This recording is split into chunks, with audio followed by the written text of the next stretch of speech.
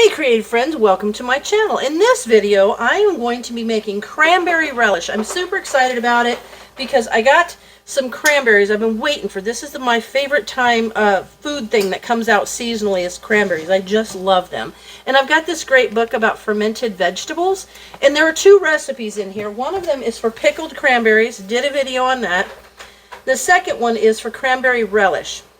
I'm pretty excited about this because I love cranberry relish. But a lot of times there's a lot of sugar in it. So I'm going to try some fermented cranberry relish. So what we need for this is we need 2 oranges. I've got those here. 2 8-ounce packages of fresh cranberries, and I've got some cranberries here. A half a teaspoon of sea salt, which I have here, unrefined sea salt.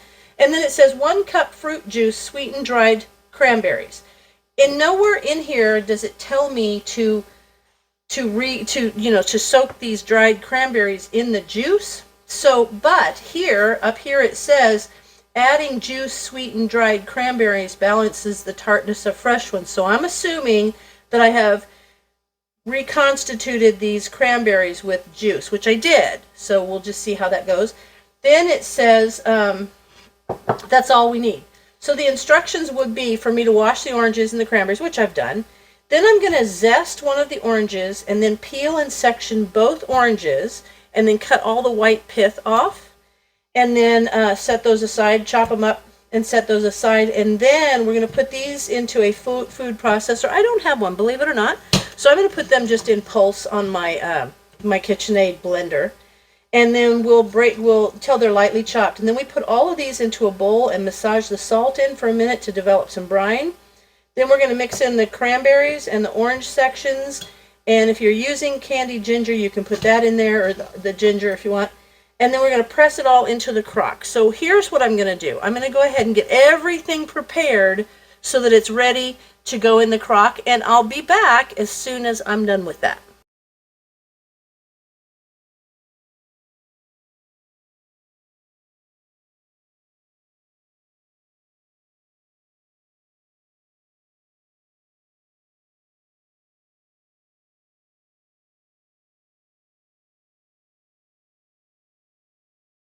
So I've got the oranges sectioned. I've got one of them peeled. I've got little bits of ginger that I'm going to add. I've got my cranberries, my dried cranberries that I've rehydrated. Got my half a teaspoon of salt and my chopped up cranberries. Now I'm going to put some gloves on because when I was putting things in the sink, I poked the end of my finger with a knife, and so I certainly don't want to put. I got a Band-Aid right there, but I don't want to put those in here. So now it says to me, transfer to a bowl and massage in the salt for a minute to develop the brine. Then mix in the dried cranberries, orange zest, and sections, and the ginger if using. So let's put this in here. And then I don't consider cranberries a very juicy thing. So let's see how much brine we get with the salt. Might though. I don't know, I've never done this before, but it sounds good. And all the things, it smells good. I'm trying to do this so you guys can watch, but here we go. And then I've got a quart jar. I feel like that'll be fine. There we go. And get all this bit out of here. All right. That looks good. Okay. Now,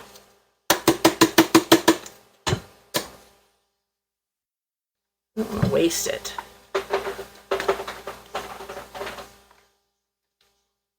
Okay, there we go. All right, now it says to massage the salt for a minute. There we go. We'll see how much brine comes up here. It says to develop the brine. Massaging the salt for a minute to develop the brine. Okay. So what I'm going to do is I'm going to do this for at least a minute or until I see some brine coming up, and then I will bring you guys back. We'll see what happens. All right. I don't see a lot of brine in here, but I can see that it's developing some. So there you go. You can see kind of just needs to be submerged. So now it tells me to add in, mix in the dried cranberries, the orange zest, and the sections of ginger if using. So we're going to mix those guys in there. These orange sections will give some brine, some juice.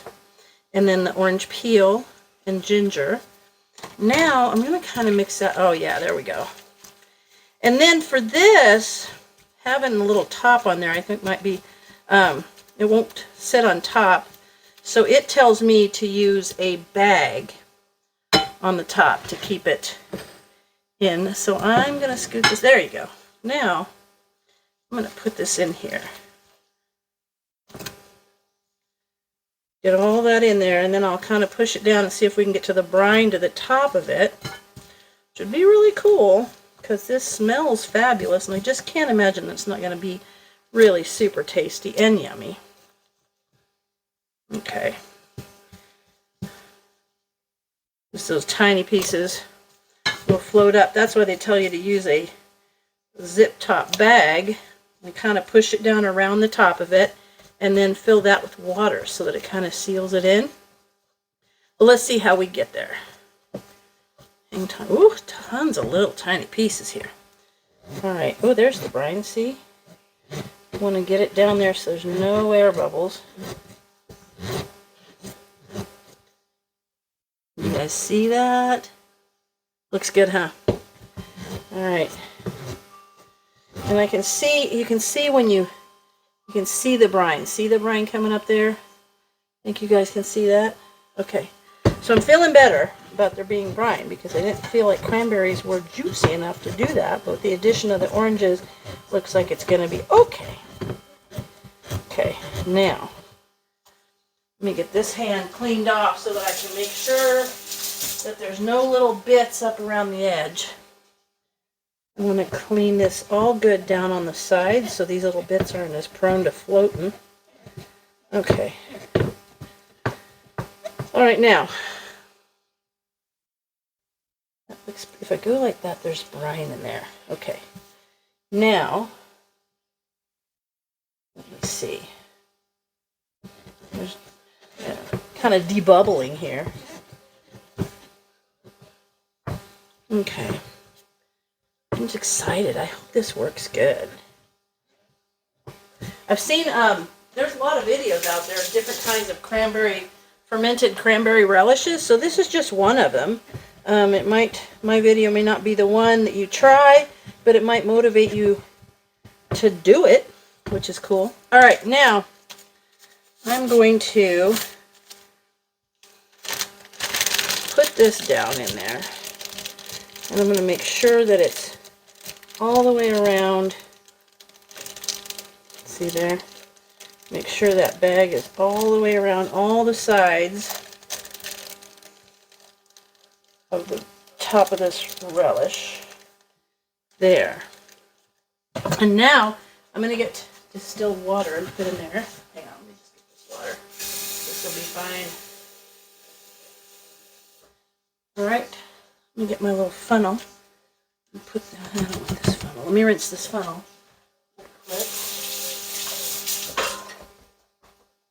Alright. Now, let's fill in all the edges here.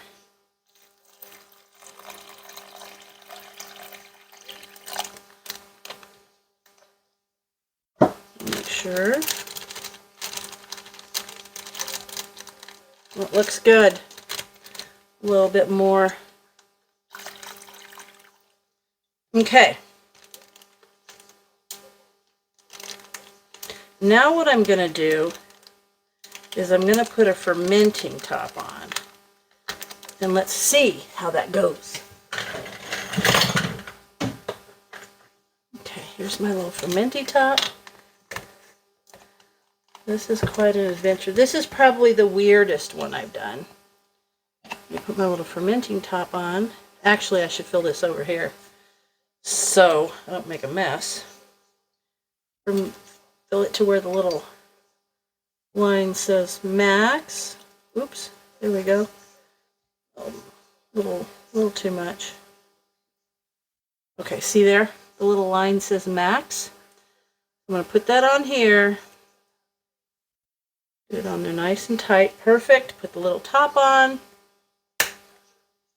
And there. I'm going to watch it. See if it ferments. And if it does, then I will have cranberry relish. So I'm excited about that. And I can see along the sides of the bag, you can see how it's kind of pink. That's the brine. So I know that everything is submerged. That's making me feel all right. Okay.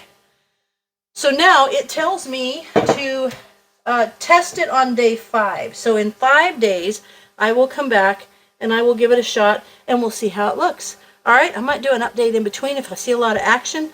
But other than that, there it is, cranberry relish. And as always, thanks for watching and I'll see you in my next video.